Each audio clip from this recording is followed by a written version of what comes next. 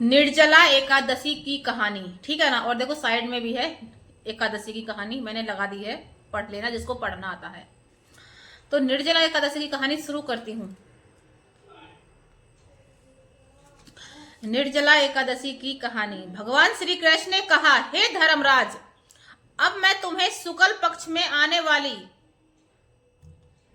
अति उत्तम निर्जला एकादशी की कथा सुनाऊंगा, जिसके करने से व्यक्ति के सभी दुख दरिद्र छूटकर उसके इच्छित फल प्राप्त होते हैं। इसीलिए मन से सुनो, इसीलिए मन से सुनना। एक बार भीमसेन ने देव व्यास जी से प्रार्थना की कि मेरे भाई पांडव, मेरी माता कुंती और मेरी पत्नी हमेशा मुझे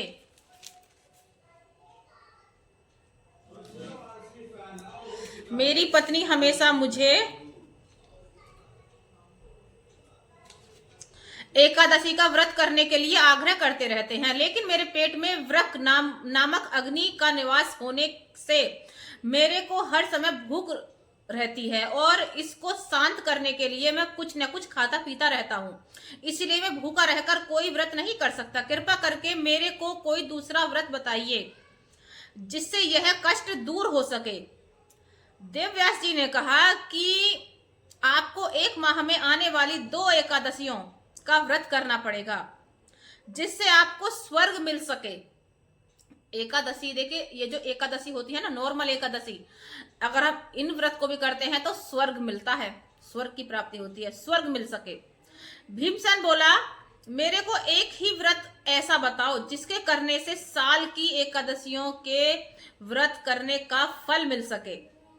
वो है निर्जला एकादशी।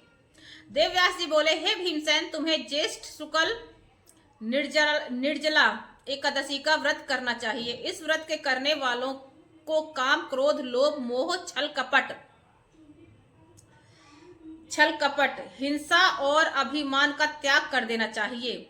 विधि यह है कि 10वीं के दिन स्नान आदि करके पवित्र वस्त्र धारण करने चाहिए। उसके बाद रात्रि में जल पूरी तरह से भरकर आचमन करना चाहिए। रात्रि को जागरण एवं द्वादशी को कीर्तन और सत्संग करना चाहिए। प्रातःकाल अपनी शक्ति अनुसार ब्राह्मणों को भोजन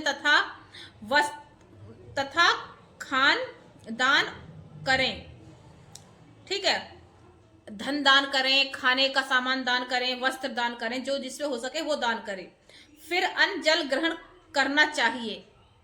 इस प्रकार विधि पूर्वक निर्जला एकादशी का व्रत करने से तुम सब कष्टों से छूटकर वीरों में श्रेष्ठ कहलाओगे। भीमसेन ने देवव्यास के कथा अनुसार निर्जला एकादशी का व्रत किया और ब्राह्मणों को भोजन तथा इच्छा अनुसार दान किया। इसके प्रभाव से वे सब कष्टों से छूटकर वीरों में श्रेष्ठ वीर कहलाए और सब सुखों को प्राप्त हुए।